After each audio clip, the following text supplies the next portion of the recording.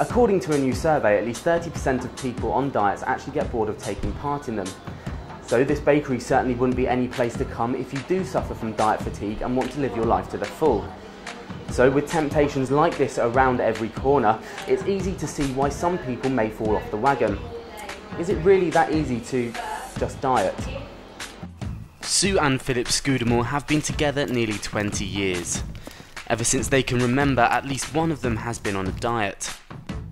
And like many others, they've become bored of the constant battle of trying to shed the pounds. Well, we got married, what was it, about 12, 13 years ago, and we've been together 16 years, haven't we? Yes. 16 years. And I started off thin. You did, yes. Yeah. We were both quite thin when we started off in marriage. But, yes. Young children and healthy. Yes. Things changed. Especially his wife's size. Yes. Well, you used to be. I used to be a model. Yeah. I used to do modelling. So you used to do modelling. And I could model now, maybe for Mothercare or something. Well, it's not too bad. We've been on lots and lots of diets. Loads of diets. I've done the Atkins, I've done Lighter Life, I've done Weight Watchers, everything and anything you can name. We can tell you all about the different diets that we've done. And we both tried them, haven't we? Yeah, both together. all of them. Yeah, tried all of them. And some of them work, but then you've got to live by it all the time, and that is so boring. Everywhere you go, you have to count the calories. Every time you want to buy something, you have to think of how it will fit into the diet or it won't fit into the diet. You have to be wary of friends inviting you around for dinner. Just normal, everyday, nice things become a pain. Yeah, but that's starting to get you down now, isn't it? Absolutely. All the time, doing different diets, and I think Sue's really started to have enough of it. Had enough. I just want to be able to eat and be normal and just go to friends' houses, be able to have a burger if it's a barbecue, and a slice of dessert if it's a celebration, or a piece of cake if it's a birthday. But you can't. You become obsessed with it. And how about you, Philip? I mean, what have you?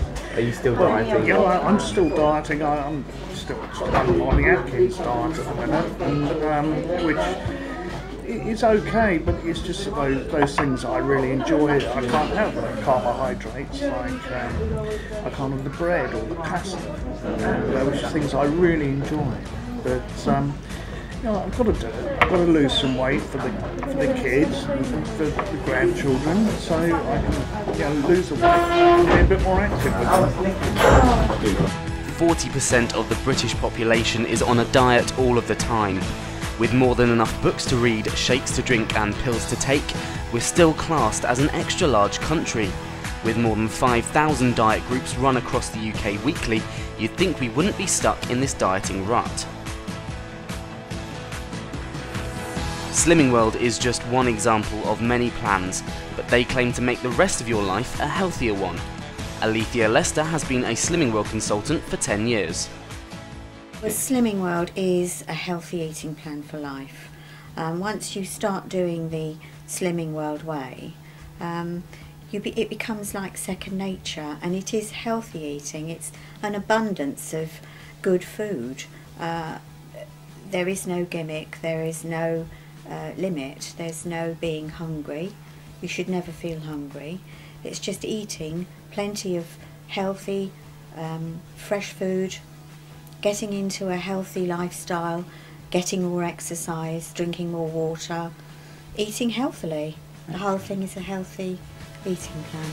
The key then seems to be to just eat healthier and better. So surely if it was that simple, our country wouldn't be classed as one of the fattest in Europe. There are plenty of meals out there in the shops such as this to help you lose weight, and salads of course, but that still doesn't solve the problem of becoming tired of dieting. New government research shows that 9 out of 10 of today's children will be clinically obese by the time they grow up.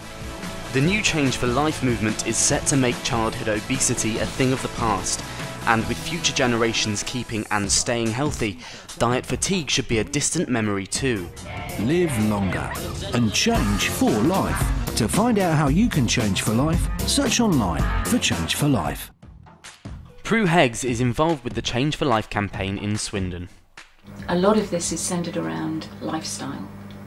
Lifestyle is not only the children of mature parents, but children who have teenage mothers who perhaps haven't really been, taught how to eat a healthy, balanced diet anyway themselves. The government think it's a lifestyle change we need. While probably true, it's easier said than done. Supermarkets sell lots of what we should be eating, but also lots of what we shouldn't. Food shopping while slimming is a difficult time. You get obsessed in your mind. You just can't go out shopping. You're thinking, well, I should be over to this place having a look at the carrots and the vegetables and all the healthy, lovely things. But they're no fun in those. I mean, yes, strawberries at $1.46 special offer. Wonderful, but I really fancy cake. I mean, just looking at the meats and things, wonderful if you don't put any butter on them. But in the end, you actually become obsessed with thinking, I cannot have a piece of meat because I've just got to have it totally bland, totally revolting. I can't have chips with it, for God's sake. And we've got just normal things like cheese, for instance. I mean, cheese is wonderful. There's so many things you can do with cheese, but it's full of calories. God forbid what it's doing to your arteries as well. And in the end, your world just completely rotates around calorific values, what I can't have, what I can have. God forbid that I have cream on anything. Yes, I can have my yogurts, but even the lower fat yogurts are just full of sugar. What they take out with the fat, they put in with the sugar. If only we had known things differently or done things differently, we wouldn't have spent our whole lives obsessed with diets and buying all the books on diets and all the struggles and pains we've had through it. And it's been so difficult, really has. It takes over your life in the end. We just got in such a rut with it and everything.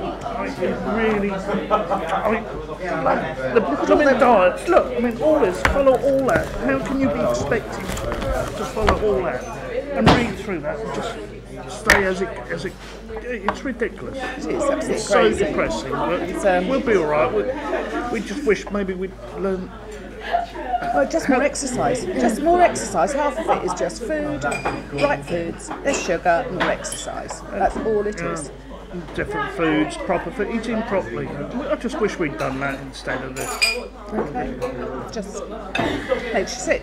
Makes you sick. All these years of the public image being sent at you, and my husband never watched me getting all upset as well as him getting upset. We just want to live a normal life. I'm sorry. Sue and Philip have had a lifetime of dieting, and they've had enough. They've learnt that if you eat well and exercise more, you don't have to suffer from diet fatigue. You can treat yourself sometimes just to stay happy.